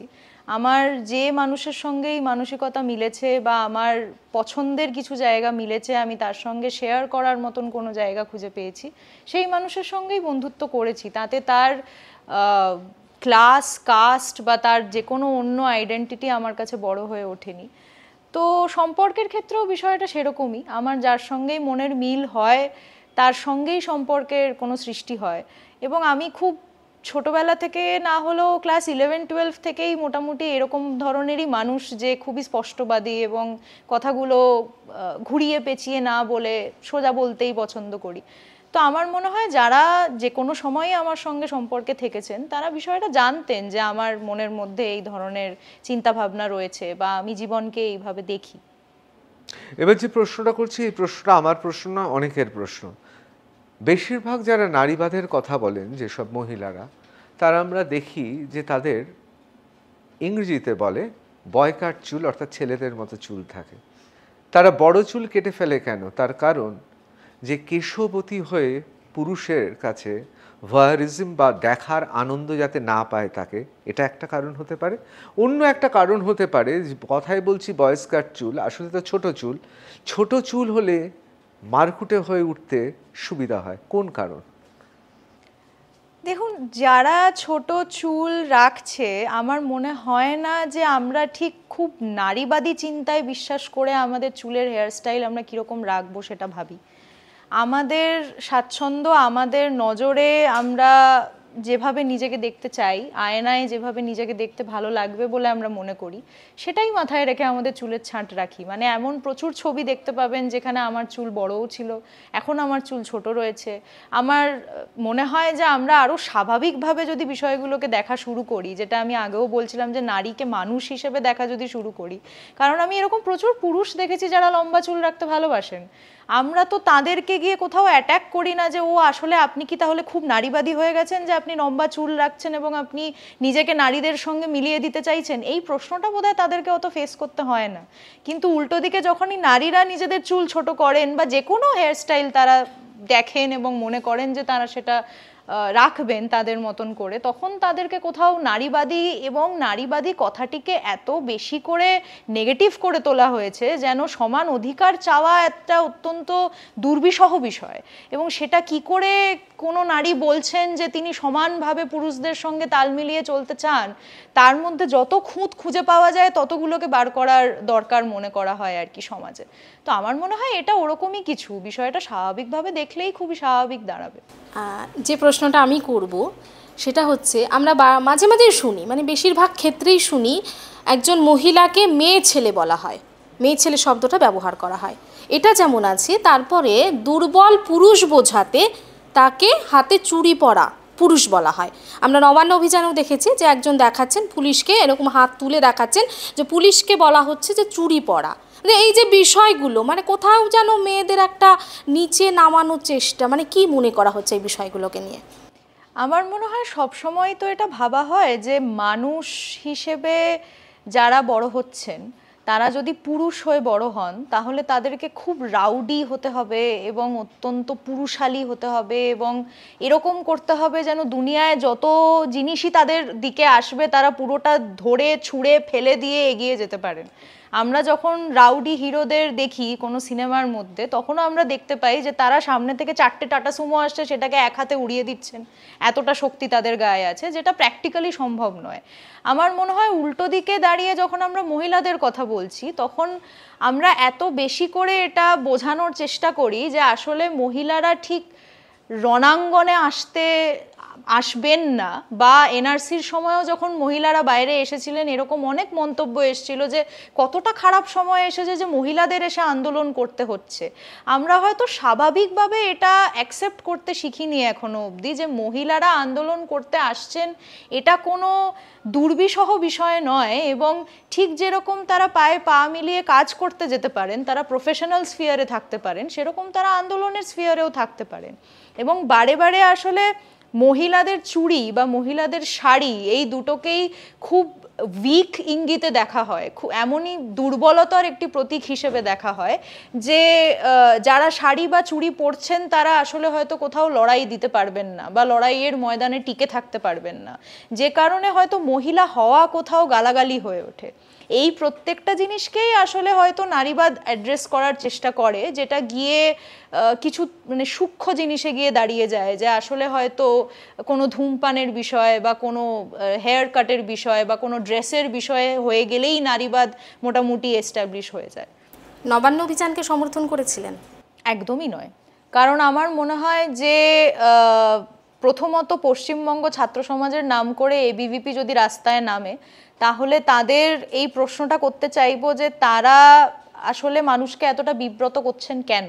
তারা নিজেদের নাম নিয়েই নামতে পারতেন যদি তারা মনে করেন যে তাদের এই অভিযান তারা সফল করতে চান বা এটাতেই তারা বিশ্বাস করেন, কিন্তু তারাও আসলে সাধারণ মানুষ হওয়ার লক্ষ্যে এসে মানুষকে ভাঁওতা দেওয়ার চেষ্টা করছেন যে তারা এবিভিপি নন বা বিজেপি নন এবং তারা পশ্চিমবঙ্গ ছাত্র সমাজ। উল্টো দিকে আরেকটি কথা মনে হয় যে এই গ্রুপটি থেকেই বারবার পদত্যাগের কথা উঠে আসছে, তাহলে সারা ভারতবর্ষে যতগুলি কেস উঠে আসছে সেখান থেকে বোধহয় প্রধানমন্ত্রীরও পদত্যাগ চাওয়া উচিত। তাহলে কি আপনি তৃণমূল সরকারকে মদত দিচ্ছেন? একদমই নয়, কারণ আমি তো তৃণমূল সরকারের রাজত্বকালীনও, যদি রাজত্বই ব্যাপারটাকে ধরি, মোটামুটি তো এখন সেরমই হয়ে গেছে, রাজত্বকালীনও ফিল করিনি যে আমি মহিলা হিসেবে খুব সেফ, খুব সিকিওর। আমি বিজেপি সরকারের রাজত্বকালীনেও সেটা ফিল করছি না ভারতবর্ষের একজন নাগরিক হিসেবে যে আমি খুব মহিলা হিসেবে সিকিওর। এবং ছোটবেলা থেকে আমি যাদের সঙ্গে কথা বলেছি বা নিউজ দেখতে পেরেছি, পুরনো হিস্ট্রি ঘাঁটতে পেরেছি, সিপিএম এর রাজত্বকালেও কোথাও নারীরা খুব সিকিওর ছিলেন, সেটা ছিলেন। তাহলে রিমঝিম, আপনারা কাদের সমর্থন করেন? আপনারা কি বিপ্লবের স্বপ্ন দেখেন?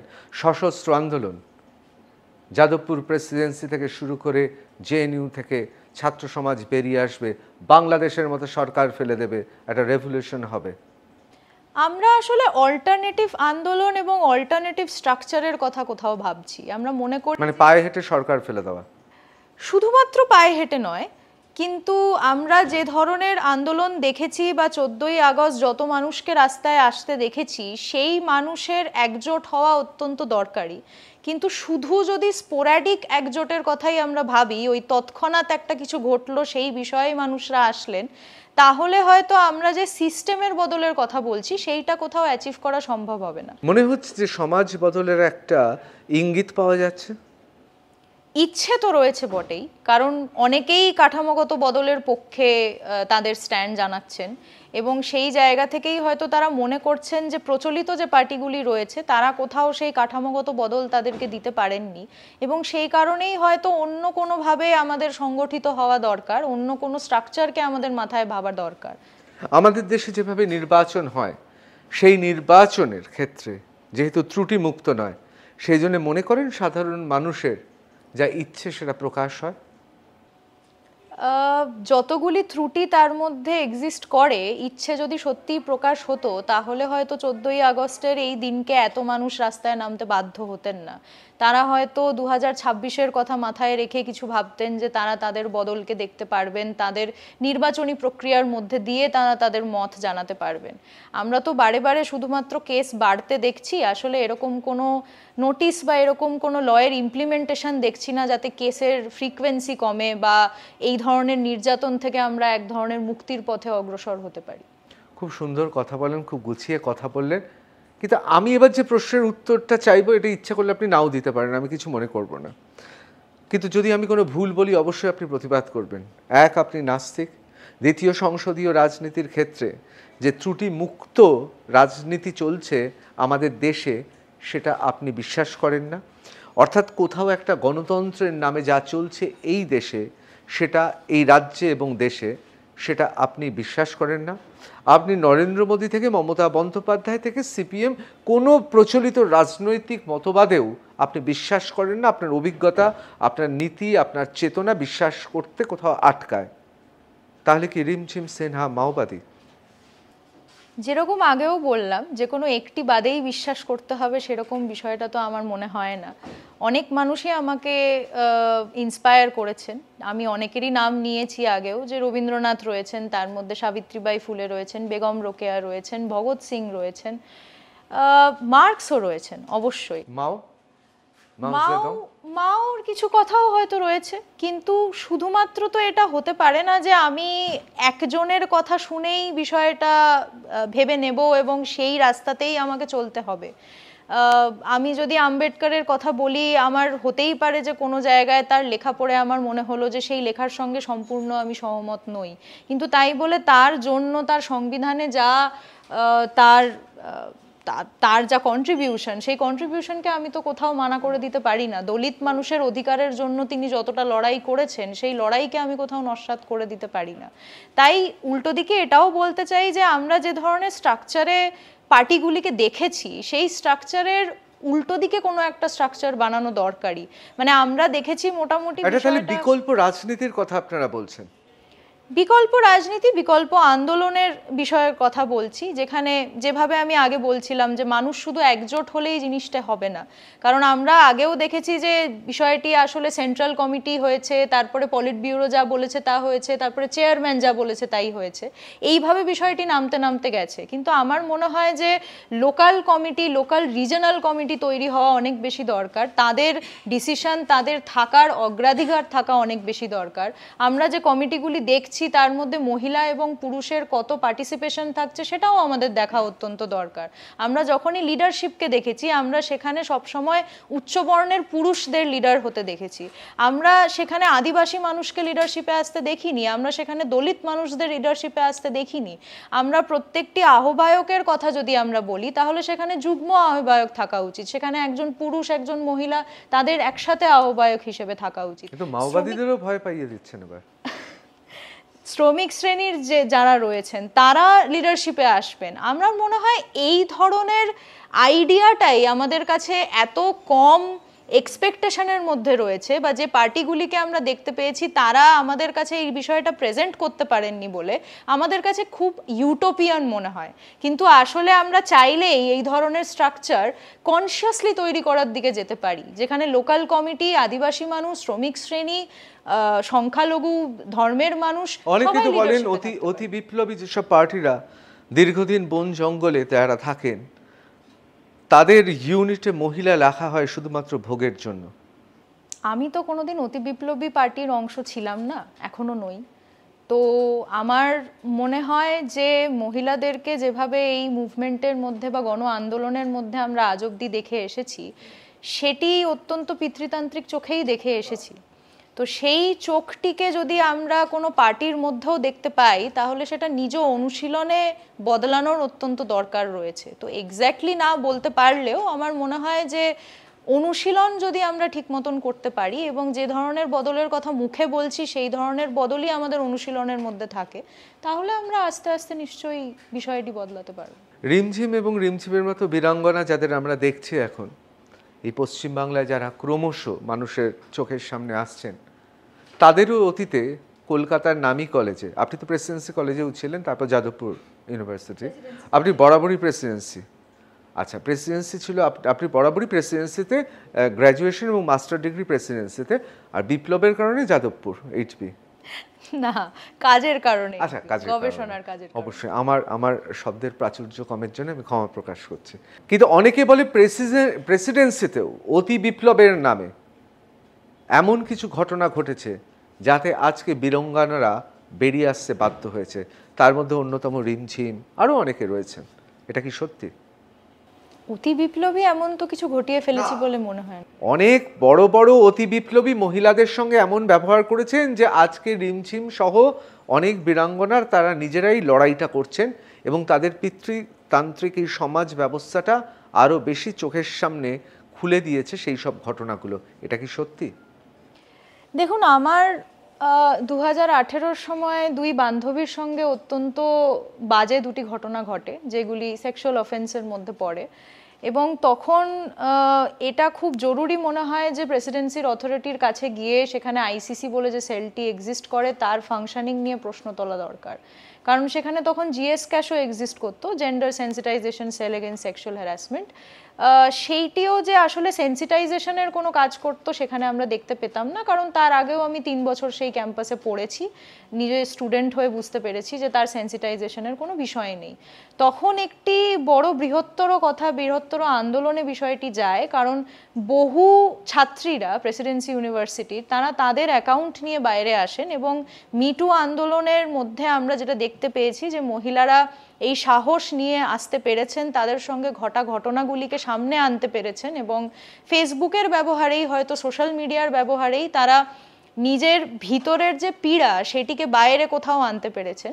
সেই একই ঘটনা প্রেসিডেন্সিতেও ঘটে এবং তখন আমরা সবাই মিলেই এটা চেষ্টা করি যে সেখানে যে আইসিসি রয়েছে, যে জিএস ক্যাশ রয়েছে, সেগুলি আরও বেশি ভালো করে কাজ করতে পারবে এবং সেখান থেকে যারা সিরিয়ালি এই ধরনের ঘটনা ঘটিয়েছেন, সেক্সুয়াল অফেন্সেস ঘটিয়েছেন, তাদের বিরুদ্ধে এরকম স্টেপ নেওয়া যায় যে তারা ক্যাম্পাস থেকে বার্ড হন এবং তাদেরকে বলা হয় যে তারা যাতে ক্যাম্পাস ভিজিট না করেন, যাতে সেখানকার শুধু জিবি বডিতে নয়, এটা অথরিটির তরফ থেকেও এক ধরনের সামন থাকে। এটা আমাদের নিজস্ব সংগঠিত হওয়ার কারণে এক ধরনের পরিবেশ তৈরি হয় যেখানে এটা বলে দেওয়া হয় যে সিরিয়ালি আপনি যদি সেক্সুয়াল অফেন্সেস ঘটাতে থাকেন এবং সেটার বিষয়ে অ্যাপোলজেটিক না হন, তাহলে আপনি এমন ক্যাম্পাস স্পেসে ইনভাইটেড নন যেখানে অনেক বেশি মহিলা ছাত্রী থাকেন এবং তারা তাদের মতন করে পড়াশোনা করছেন। তো প্রেসিডেন্সি ইউনিভার্সিটি এমন একটি জায়গা হতে পারে না যেখানে যে ছাত্রীরা পড়াশোনা করতে আসছে তারা সারাক্ষণ ভয়ে থাকবে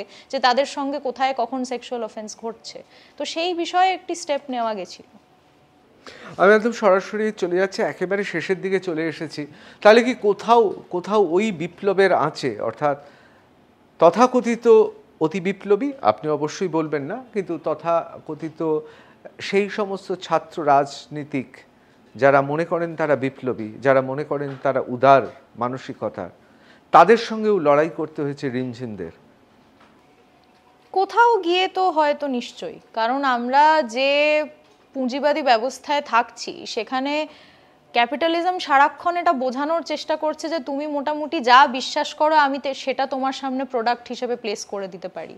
যদি তুমি আম্বেদকারে বিশ্বাস করো তাহলে এই নাও আম্বেদকার নিয়ে টি শার্ট, যদি তুমি চে গুয়েভারায় বিশ্বাস করো তাহলে চে গুয়েভারার ছবি দেওয়া একটি কাপ, সব কিছুকেই কোথাও পণ্য করে তোলার একটা বড় চেষ্টা হচ্ছে এবং সেই জায়গায় দাঁড়িয়ে বারে বারে এই পরিসরও তৈরি করা হয় যে তোমার জন্য আমি প্রোটেস্ট করার মতন এইটুকুনি জায়গা ধার্য করে দিলাম, তুমি তার বেশি কিছু করতে পারবে না, কারণ আমি তোমার উপরে এমন ফান্ড দিয়ে তোমার উপরে এমন প্রেশার বানিয়ে রাখবো বা গভর্নমেন্ট দিয়ে এমন প্রেশার বানিয়ে রাখবো যে তুমি মোটামুটি মনে করবে যে ওই সীমিত জায়গাটুকুই তোমার কাছে প্রতিবাদের একমাত্র উপায়।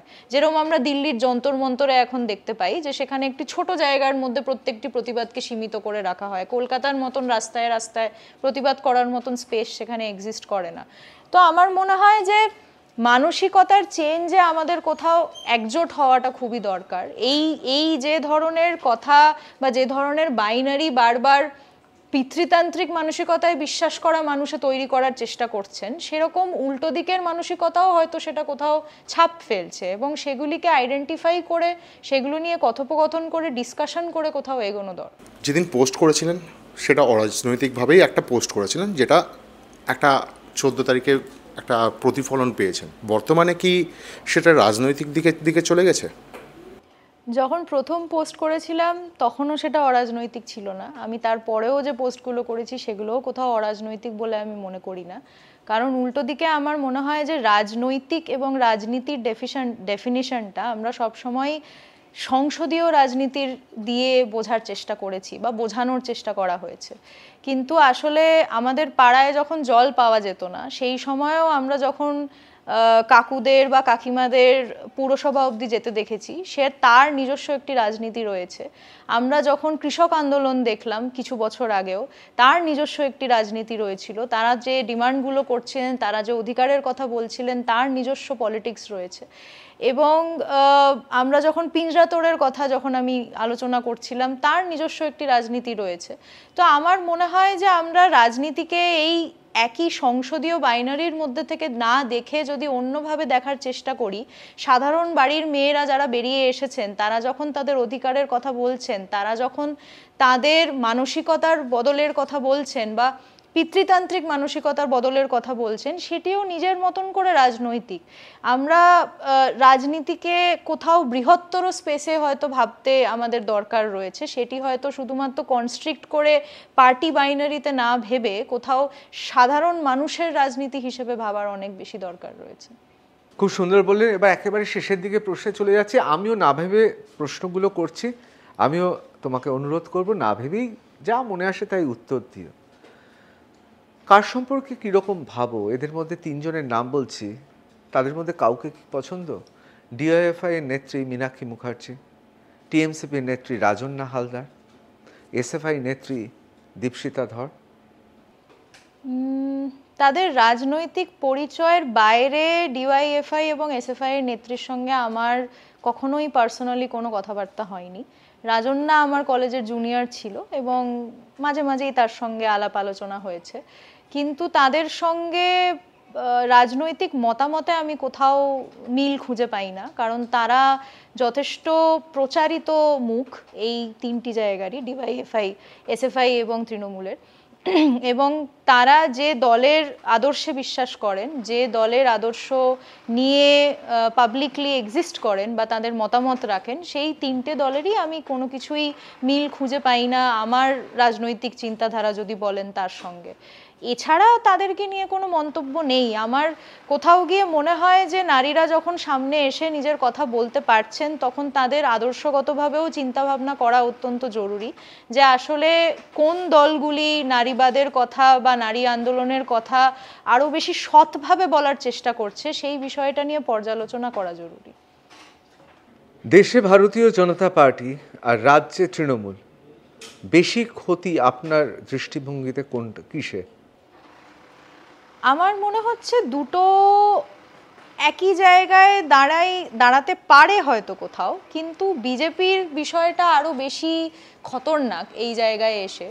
কারণ বেঙ্গলে বসে হয়তো মমতার থেকে আমরা যা এক্সপেক্ট করতে পারছি, মমতা ব্যানার্জির সঙ্গে যা মানে মমতা ব্যানার্জির কথায় যা আমরা এক্সপেক্ট করতে পারছি, আমাদের ঘরে ঘরে এক্ষুনি তৃণমূল ঢুকে হামলা করছে না, কিন্তু বিজেপি যেভাবে পুরো আগ্রাসন চালাচ্ছেন এবং যেভাবে উনি মানে নরেন্দ্র মোদী মোটামুটি ডিজিটাল ইন্ডিয়ার নাম করে প্রত্যেক শ্রমজীবী মানুষের ঘরেও স্মার্টফোন পৌঁছে দিয়েছেন, এবং তাতে আসলে তার ইউটিউব ক্যাম্পেইনগুলো যাচ্ছে যেগুলি আসলে ধর্মের বিষয়ে বিভেদ সৃষ্টি করছে, যেগুলি আসলে মানুষকে উত্তক্ত করছে, প্রত্যেকটা সময় কোনো না কোনোভাবে কিছু ডিসক্রিমিনেশনের পক্ষে দাঁড় করাচ্ছে, এবং বারে বারে নিজেদের মধ্যে যে আত্মীয়তা, নিজেদের মধ্যে যে ভালো সম্পর্ক, যে মনুষ্যত্বের জায়গা, সেগুলিকে ব্রেক করার চেষ্টা করছে।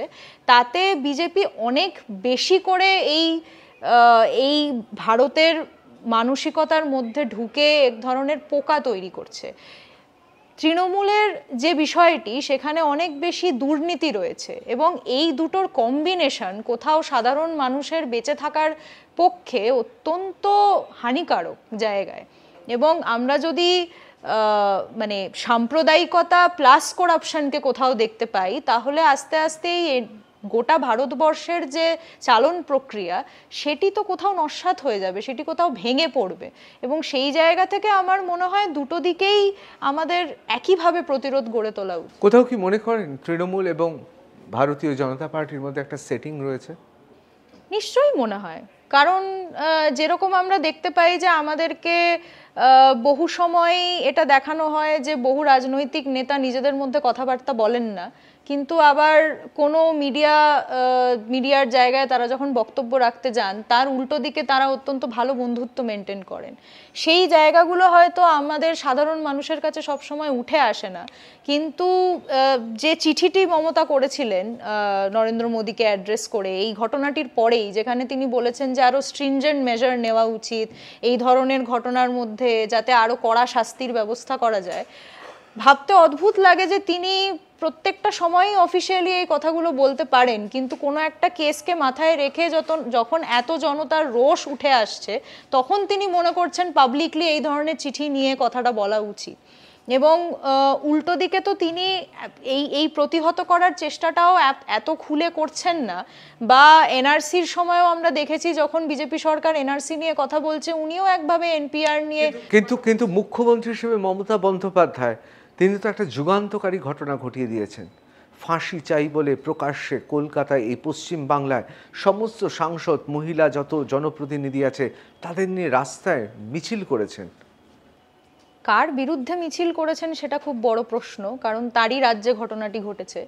এবং সেকেন্ড যেটি বিষয় সেটি হচ্ছে, উনি যদি সত্যি মহিলা হয়ে এটা কখনো ভাবতে বসেন, আমরা বহু এরকম কেসে দেখেছি যে ক্যাপিটাল পানিশমেন্ট দেওয়া হয়েছে, ফাঁসি দেওয়া হয়েছে, রেপের ঘটনা তো কমে যায়নি। তাহলে কোথায় হয়তো আমাদের এই কথোপকথনে আসতে হবে, এই আলোচনায় আসতে হবে যে কোন ধরনের শাস্তি আসলে সত্যি কোটানকোট কার্যকর হিসেবে আমরা ভাবতে পারি। কারণ ক্যাপিটাল পানিশমেন্ট দিয়ে রেপ আটকানো যাচ্ছে না, ক্যাপিটাল পানিশমেন্ট দিয়ে এই মানসিকতা আটকানো যাচ্ছে না। এবং যে মানুষ ওর ভিতরে যাচ্ছেন বা যে মানুষ কনভিক্টেড হচ্ছেন বলে জেলে যাচ্ছেন এবং যে মানুষ বাইরে থাকছেন, তাদের দুজনের মানসিকতায় বোধহয় কোথাও সিমিলারিটি থেকে যাচ্ছে। সেটা আমরা কত মানুষকে ক্যাপিটাল পানিশমেন্টের দিকে ঠেলে দিয়ে আসলে এটা পেতে পারবো তার কোনো ইয়ত্তা নেই। তো উল্টো দিকে আমার মনে হয় যে অল্টারনেটিভ ভাবনা চিন্তা করা খুবই জরুরি। শুধুমাত্র জনরোষের মধ্যে এসে ফাঁসি চাই বলে দিলেই হয় না। অল্টারনেটিভ ভাবনাটা কি? রিমঝিম সিনহা কি ভোটে দাঁড়াচ্ছে তার বান্ধবীদের সঙ্গে? সেটা ঠিক আমার বা আমার বান্ধবীদের ডিসিশন বলে আমি মনে করি। তাহলে অল্টারনেটিভ কি, মানে কাকে, তাহলে মানুষ কার কাছে যাবে? বিজেপি তোমার কথা মতো বিজেপির কাছে যেতে পারবে না, তৃণমূলের কাছে যেতে পারবে না, সিপিএম এর কাছে যেতে পারবে না, এবং নিশ্চয়ই তোমার কথার মধ্যে থেকে কখনো কংগ্রেসের পক্ষেও তুমি কথা বলোনি। তাহলে কার কাছে যাবে? নাকি এই গণতন্ত্রের এই নির্বাচন প্রক্রিয়াটা উঠে হেঁটেই বিপ্লব হবে? দেখুন, যদি সেরকম কোনো সংগঠন তৈরি করেন, সাধারণ মানুষেরা মনে করেন যে তারা এই ধরনের কোনো সংগঠন, রিমঝিম সিনহা হাত গুটিয়ে বসে আছে, আমায় ভাবতে হবে। হাত গুটিয়ে বসে থাকা আমি তো মনে কোনো করি গোপন না সংগঠনের কাজকর্ম চলছে। না, কোনো গোপন সংগঠনের কাজকর্ম চলছে না। কিন্তু এটা নিশ্চয়ই মনে করছি যে যদি মানুষে নিজেদের মতন করে কোনো সংগঠন গড়ে তোলেন, আমি যে অল্টারনেটিভ স্ট্রাকচারের কথাটা কিছুক্ষণ আগে বলছিলাম, সেই স্ট্রাকচারের মধ্যে যদি কোনো সংগঠন গড়ে ওঠে তাহলে সেটি হয়তো কোনো প্রতিনিধি দল হিসেবে দাঁড়াতে পারবে পরবর্তী। না, এবার আমি মজা করে বলছি, ব্যক্তিগতভাবে নিও না। ধরো 8B বাস স্ট্যান্ডের কোনো একটি বেঞ্চে বসে তুমি সমাজ পরিবর্তনের ডাক দিচ্ছ, তুমি একটা অল্টারনেটিভ একটা সিস্টেমের কথা বলছো, কিন্তু তুমি কিছু করছো না। মানুষ যদি করে, মানে অনেকটা স্যামুয়েল বেকেটের ওয়েটিং ফর গোদোর মতো, আমরা সবাই বসে থাকবো 8B বাস স্ট্যান্ডে তোমার সঙ্গে, যে কবে সেই দলটা হবে। এটা হতে পারে? আমি বিশ্বাসই করতে পারি না। রিমঝিম সিনহার মতো এইরকম মেধাবী, এইরকম সাহসিনী, তিনি চুপ করে 8B বাস স্ট্যান্ডে বসে আছেন। সেটাই বলার চেষ্টা করছিলাম যে শুধু বসে থাকার বিষয়টা নয়, যদি সাধারণ মানুষ এটা মনে করেন যে সংসদে যাওয়াটা জরুরি, তাহলে হয়তো সংসদে যাব, সেই সংসদেও প্রশ্ন করব, সংসদের বাইরেও প্রশ্ন করব, যে ধরনের জুডিশিয়াল কাঠামো রয়েছে সেগুলিকেও প্রশ্ন করা অত্যন্ত দরকার। নিশ্চয়ই আমাদের আইনের বা সুপ্রিম কোর্টের যে ধরনের বিচার প্রক্রিয়া চলে, সেই প্রত্যেকটি বিচার প্রক্রিয়ার সঙ্গে যে সবসময় সহমত হতে পারি তা নয়, বা হাইকোর্টের প্রত্যেকটি বিচার প্রক্রিয়ার সঙ্গে সবসময় সহমত। তাহলে দরকার হলে রিমঝিম সিনহা সমাজ পরিবর্তনের জন্য দরকার হলে সংসদীয় রাজনীতিতে নামবে, ভোটে দাঁড়াবে। শুধু রিমঝিম সিনহা সেটা প্রশ্ন না, আমি বলছি প্রতীক। জোয়ানো আর্ক তো একা ছিলেন না ইতিহাসে, একটা প্রতীক হিসেবে আমি রিমঝিমের কথা বলছি। রিমঝিম আমার শেষ প্রশ্ন। সে রাতটা ছিল অনেকের কাছে অত্যন্ত প্রতিবাদ যেখানে থাকে, বিপ্লব যেখানে থাকে, সেখানে কবিতা থাকে, সেখানে স্বপ্ন থাকে। কোথাও মনে হচ্ছে 14ই আগস্ট আর 15ই আগস্টের সন্ধিক্ষণটা আসলে ছিল এই সমাজের মেঘে ঢাকা তারা। কোথাও হয়তো মনে হচ্ছে ঠিকই, কারণ আমার বড় হয়ে ওঠার মধ্যে আমি এত জনমানুষকে কোনোদিন চোখের সামনে আসতে দেখিনি। আমি যখন হোক কলরব হচ্ছিল সেই সময়ও খুবই ছোট ছিলাম, স্কুলে পড়তাম, সেই কারণে আমি ঠিক রাস্তায় এসে তার মধ্যে ভাগ নিতে পারিনি। কিন্তু 15ই আগস্টের রাত্রেবেলায় রাত 12টায় বা রাত 11:30 থেকে যখন মানুষের ঢল নামতে দেখলাম, তাদের মধ্যে যে ধরনের উজ্জীবিত স্ফুরণ আমি দেখতে পেয়েছি, তার থেকে অনেক বেশি আশাবাদী হতে পেরেছি, এইটুকুনি আমি নিজে মনে করি। আমার মনে হয় যে মানুষ এই বক্তব্যটা খুব স্পষ্ট করেছেন সেই দিন থেকে, যে তারা বাকি দলগুলির থেকে আস্থা হারিয়েছেন এবং তারা নিজেদের মতন করেই এরপরে অধিকারের পক্ষে লড়াইটি করতে চান। Gauri Devi Institute of Medical Sciences and Hospital, GT Road, Rajpath, Durgapur. Best place to study. For contact us, call 7797662222 9775696237। এবং দরকার হলে রিমঝিমের মতো মেয়েরা এবার দরকার হলে সংসদীয় রাজনীতিতে দাঁড়াবে, ভোটে দাঁড়াবে। আমি আমার শেষ প্রশ্ন করছি, এতক্ষণ আমরা অনেক নারীবাদের কথা বলেছি। নারীবাদ শব্দটা অনেক সময় নেতিবাচকভাবে ব্যবহার করা হয়, বিশেষ করে পুরুষদের মুখে, এটাও জানি। কিন্তু এটাও তো ঠিক রিমঝিম, আমি প্রচুর এরকম মানুষকে জানি যারা প্রতিনিয়ত মিথ্যে কেসে ফেসেছে, মিথ্যে মামলায় তাদের ফাঁসিয়ে দেওয়া হচ্ছে। এবং পশ্চিমবাংলায় এরকম হাজারো পুরুষ আছে যারা মহিলাদের কাছে নির্যাতনের শিকার হয়েছেন, এবং কোথাও কোথাও তাদের নিয়ে হাসাহাসি করা হয়, মানে পতিত পীড়িত পতি সমাজ বলে। তারাও তো মানুষ। বটেই তাই। এবং এই প্রত্যেকটি কথাই আসলে ওই মানসিকতার জায়গা থেকেই উঠে আসছে। এবং আসলে আমার মনে হয় যে যতবার আমরা মহিলাদের কোনো নিপীড়ন বা নির্যাতনের কথা উঠিয়ে আনি, ততবারই হোয়াটঅ্যাবাউটারিতে চলে আসে যে পুরুষরাও তো নির্যাতিত হচ্ছেন, তাহলে এই কেসটাকে নিয়ে এত বেশি কথা হচ্ছে কেন। আমার মনে হয় দুটি কেস বা দু ধরনের কেসকেই একইভাবে মর্যাদা দিয়ে দেখা জরুরি। সেইগুলির মধ্যে কি ধরনের প্রক্রিয়া কাজ করছে, সেগুলির মধ্যে বিচারের প্রক্রিয়া কিভাবে যাচ্ছে, বা সেখানে কারা দোষী কারা নন, এই বিষয়গুলিকে একই নজরে দেখা জরুরি। সবসময় আমরা যদি কম্প্যারেটিভ লেন্সে বিষয়টা দেখা শুরু করি, তাহলে আমরা অনেকগুলো জিনিস হারিয়ে ফেলবো, অনেকগুলো পার্সপেক্টিভ হারিয়ে ফেলবো। এবং বিষয়টা এটা নয় যে আসলে সমাজে নির্যাতিত কারা হলেন সেটার একটি কম্পিটিশন চলছে। আসল বিষয়টা, রুটের প্রবলেমটা আমাদের ধরা উচিত যে নির্যাতনটা কমছে না, নির্যাতনটা বারবার বেড়ে যাচ্ছে, এবং সেটার পিছনে কারণটা কি। এবং এটা তো সত্যি, মানুষ বড় কাঁদছে, এটাই সবচেয়ে বড় প্রশ্ন। আমার সব শেষে একটাই প্রশ্ন, ধরো তোমাকেই অসাধারণ সাক্ষাৎকারের জন্য আমরা বললাম, তোমাকে দুটো ক্র্যাশ কোর্সের অফার দিলাম, যে কিভাবে নখে নেল পালিশ পরবে, দ্বিতীয়টা হচ্ছে কি করে AK-47 চালাবে, কোন ক্র্যাশ কোর্সটা নেবে? দুটো নিলে কি খুব অসুবিধা না, আছে? একটা চুজ নিতে করাটা হবে, খুব জরুরি। একটাই নিতে হবে। এই মুহূর্তে দাঁড়িয়ে বোধহয় নেল পলিশটাই চুজ করব। কারণ মেঘে ঢাকা তারার মতো অন্তত কিছুটা ঢাকা যাবে। শুধু ঢাকা নয়, এই মুহূর্তে মনে হয় না যে কিন্তু তুমি তো AK-47 নেল পলিশও পরো না, লিপস্টিকও পরো না।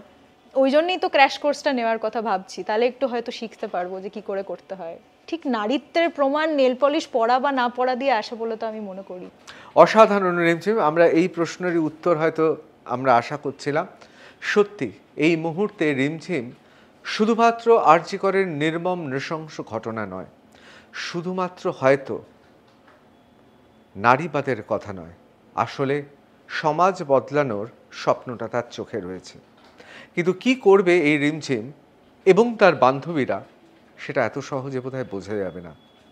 আমরা এটা জানি না যে কোথায় কিভাবে কি ঘটনা ঘটছে, তবে এটা খুব স্পষ্ট, একটা আলোড়ন, একটা কলরব তো হয়েইছে। অসংখ্য ধন্যবাদ রিমঝিম, আশা করব তোমার সঙ্গে আবার দেখা হবে